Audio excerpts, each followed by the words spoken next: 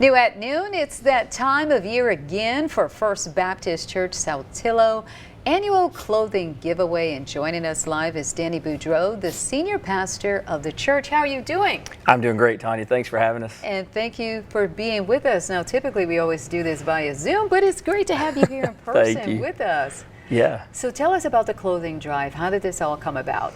So it's been several years ago now, but it actually started with a small Sunday school class, some ladies who wanted to love on our community. And over the years, it's become a massive event that even reaches beyond Lee County. And so we hosted at City Park in Saltillo at the community center. And it's just, man, it's a great event for so many around the area to come and find some provisions and some things that they need. And so we're thankful to have the opportunity to serve our community. And right now we're showing pictures from last year. How many people came out? Yeah, so it was an awesome turnout last year. We served actually over 700 people last year. And what's your goal this year? How many people do you hope to serve? But really, we don't have a specific numerical goal. Any who can make it, any who can come out. We have all sorts of items, and we want all of it to be gone on Saturday. So we want to give it all away, and that's ultimately, I guess, our goal. Now, this is something that I think your clothing ministry does all year round. They gather a lot of clothing and stuff like that too. Does it kind of surprise you as a pastor that there are some people who don't even have anything to wear?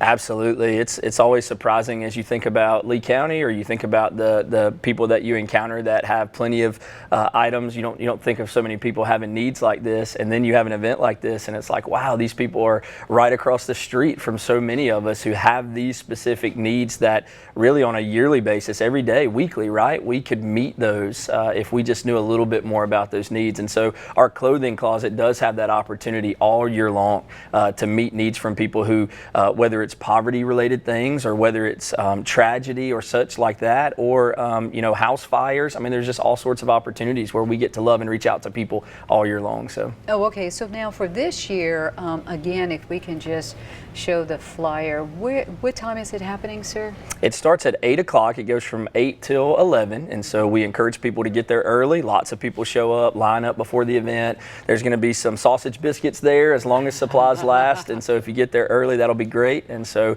we have bags. We have all sorts of things to help them. We've got volunteers who will get stuff to their cars. And so just get there before 8, and we'll kick it off then. I was about to ask you, what were you going to give out as a breakfast item? Because I know that's always been like a lure, like a great, like, oh, if I go there, I can get me a sausage biscuit. That's right. Yes, ma'am. And walk away with some stuff. And what final message would you like to tell our viewers, especially those who may be a little bit apprehensive about coming out because they don't want a stigma? Absolutely. Well, honestly, Tanya, one of the core values for us as a church is that we give so others can gain. Jesus has done so much for us. God has displayed his generosity through so many ways in the gospel. I mean, obviously, he sent his son to die for us.